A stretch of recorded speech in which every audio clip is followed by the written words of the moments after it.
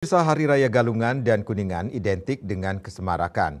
Namun di tengah kebutuhan pokok serba naik, termasuk keperluan upacara yang naik 100%, Krama Hindu di Bali mestinya menyikapi secara cerdas dengan hemat berupacara.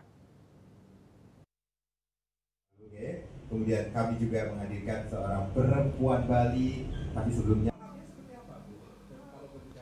Hal ini terungkap dalam dialog Merah Putih di warung 63 Coffee, Jalan Veteran 63 Denpasar. 21 April 2025, Ketua LBH Apik Bali, Niluh Putu Nilawati SHMH mengungkapkan, sebagian wanita Hindu Bali masih gengsi berupacara dan berhari raya, padahal kita harus cerdas berupaya di tengah inflasi. Dia melihat umat Hindu masih mengutamakan kesemarakan daripada tatua, yakni berupacara dijalani dengan tulus ikhlas. Ini yang menyebabkan wanita Hindu Bali banyak terbebani akibat memenuhi keinginan daripada kebutuhan. Seharusnya kita mulai menyesuaikan upacara dengan kemampuan finansial. Kedua, budaya membeli dalam berupacara sangat menekan wanita Hindu Bali. Solusinya, kaum wanita Hindu mencoba membuat sebagian kecil sarana yang diperlukan.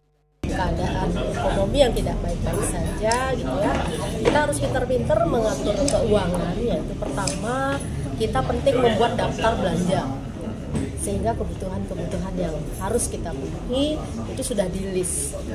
Kemudian yang kedua, kita penting untuk melis bahan-bahan apa saja yang sudah ada, yang tersedia, yang ada di sekitar rumah kita, itu kita manfaatkan. Kemudian yang ketiga, kita harus bisa melakukan atau membuat berbagai sarana upacara, ya walaupun yang tidak sulit dengan bahan-bahan yang kita punya, gitu ya. Sehingga kita meminimalisir untuk berbelanja dengan. Dan di samping itu, yang terakhir kita penting untuk mencari diskon-diskon, misalnya diskon tentang upacara, belinya juga grosir.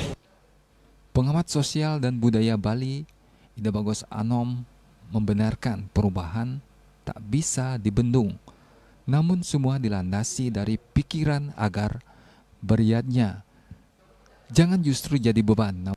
Namun Ida Bagos Anom menekankan beriadnya sekalipun irit tak diperbolehkan asal selesai. Di Dewa Tatua dijelaskan semua banten dan upacara agar sesuai dengan sastra agama, bukan sekadar selesai. Jika dilakukan asal-asalan karena tak ada gunanya, dia setuju Krama Hindu di Bali mulai mandiri secara perlahan dalam memproduksi keperluan upacara. Mestinya karang kosong yang ada saat ini dimanfaatkan secara maksimal.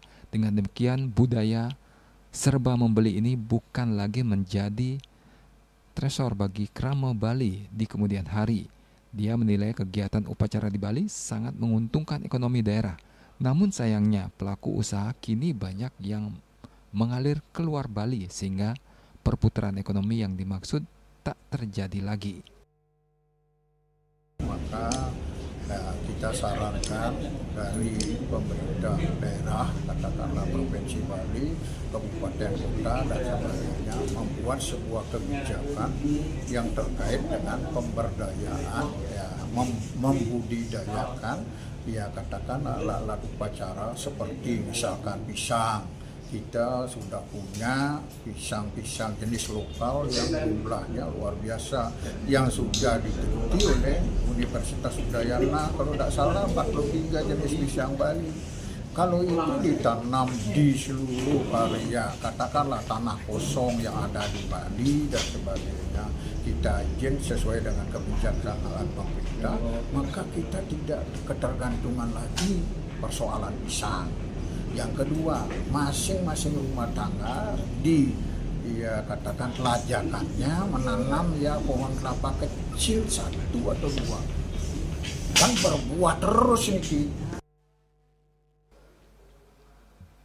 Paruman Walaka PADI Bali yang juga akademisi Staf Negeri Empu Kutran Singaraja, Dr. Ketut Wartayasa mengungkapkan beragama Hindu dilandasi rasa bakti dan pelaksanaannya sangat fleksibel. Makanya dia mengajak umat cerdas berupacara dan berhari raya di tengah kondisi inflasi. Para leluhur kita sudah mengajarkan bahwa pendapatan digunakan untuk 3 hal, yakni untuk dharma agama, untuk kepentingan karma yakni keinginan, dan untuk arta atau aset. Dalam berbagai sastra ditekankan upacara bisa dilakukan secara nista, madya, dan utama, artinya cerdas mengatur keuangan berlandaskan skala prioritas.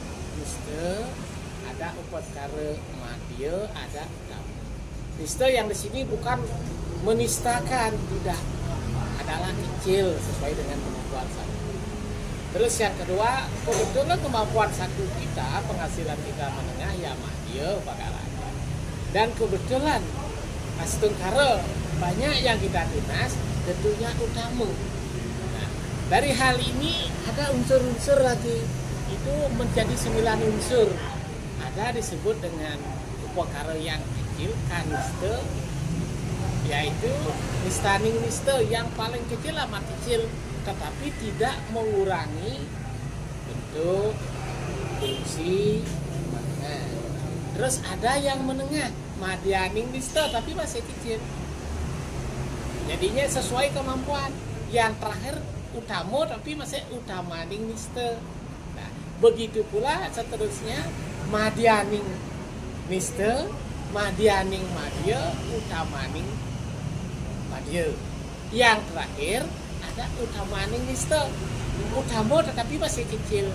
Nah, terus yang kedua utamaning madya, dan terakhir utamaning utama.